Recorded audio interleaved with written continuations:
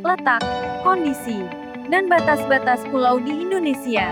1. Kondisi geografis Indonesia. Kondisi geografis suatu wilayah adalah keadaan muka bumi dari aspek letak, cuaca, iklim, relief, jenis tanah, flora dan fauna, serta sumber daya alamnya. Secara geografis, Indonesia terletak di antara benua Asia dan benua Australia, serta di antara Samudra Hindia dan Samudra Pasifik. Indonesia adalah negara maritim dan kepulauan.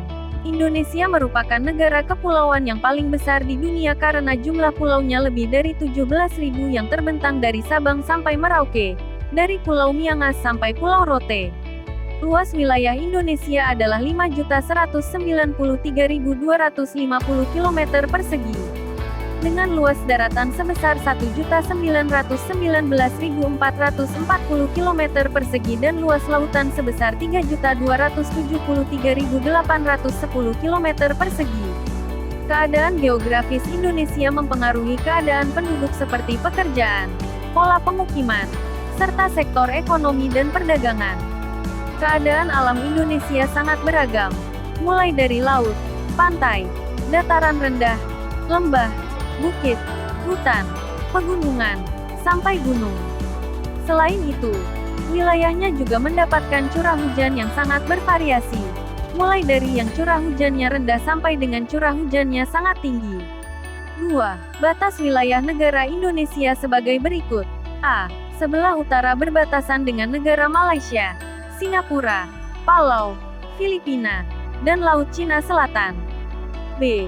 Sebelah timur berbatasan dengan negara Papua Nugini dan Samudra Pasifik. C. Sebelah selatan berbatasan dengan negara Timor Leste, Australia, dan Samudra Hindia. D. Sebelah barat berbatasan dengan Samudra Hindia. 3. Luas dan letak wilayah Indonesia berdampak positif.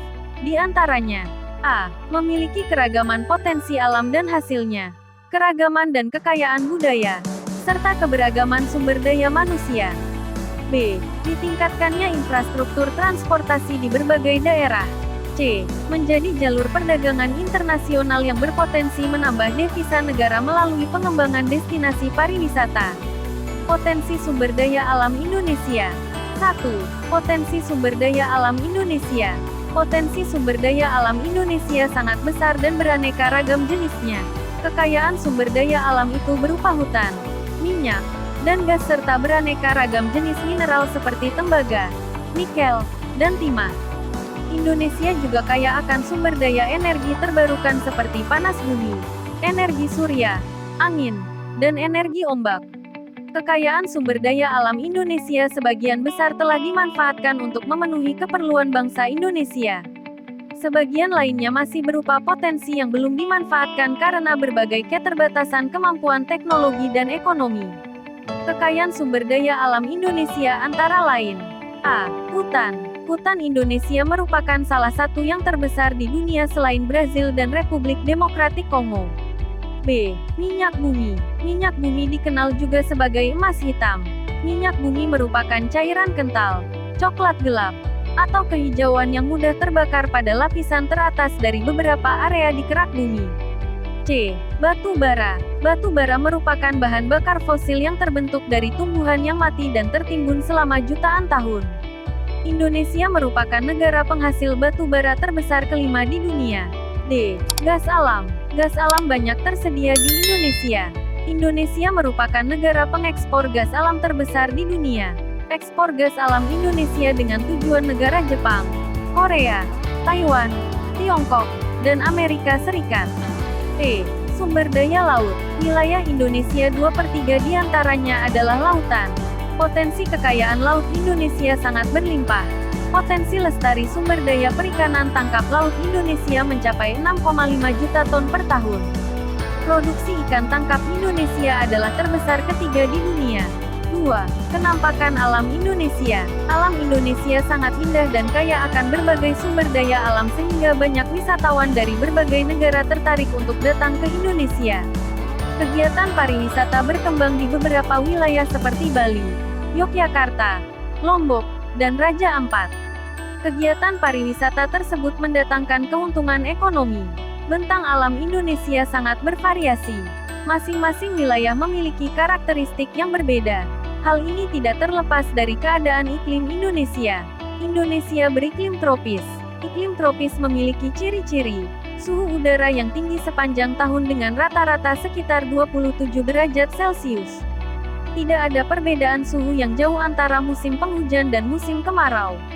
Lamanya siang dan malam hampir sama, sekitar 12 jam. 3. Keanekaragaman flora dan fauna di Indonesia. Indonesia sangat kaya dengan keanekaragaman flora dan fauna.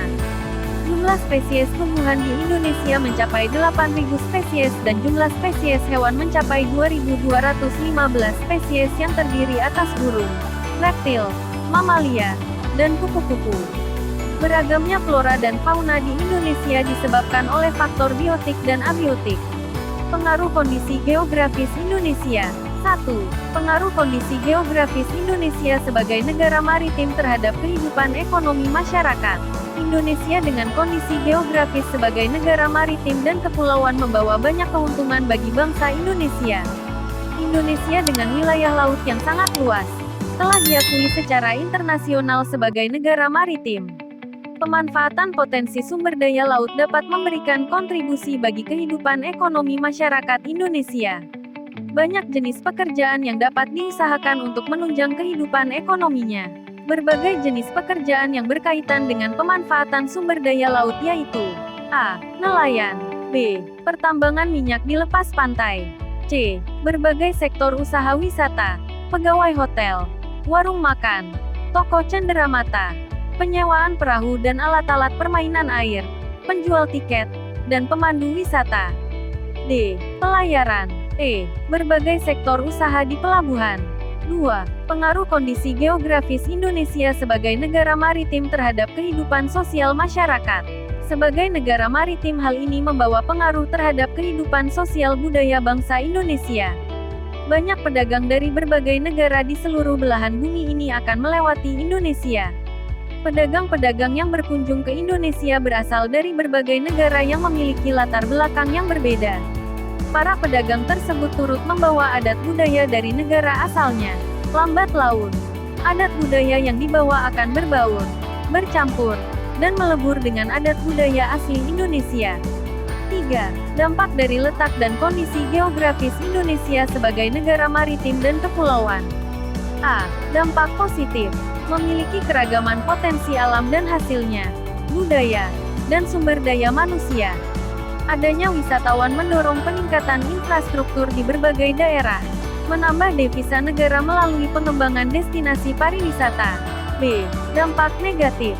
Tidak meratanya potensi alam dan sumber daya manusia sehingga rawan terhadap konflik kedaerahan. Sering terjadi bencana alam. 4. Pengaruh kondisi geografis Indonesia sebagai negara maritim terhadap budaya masyarakat. Indonesia yang terdiri dari puluhan ribu pulau mengakibatkan beragamnya budaya bangsa Indonesia. Masing-masing daerah memiliki budaya yang berbeda.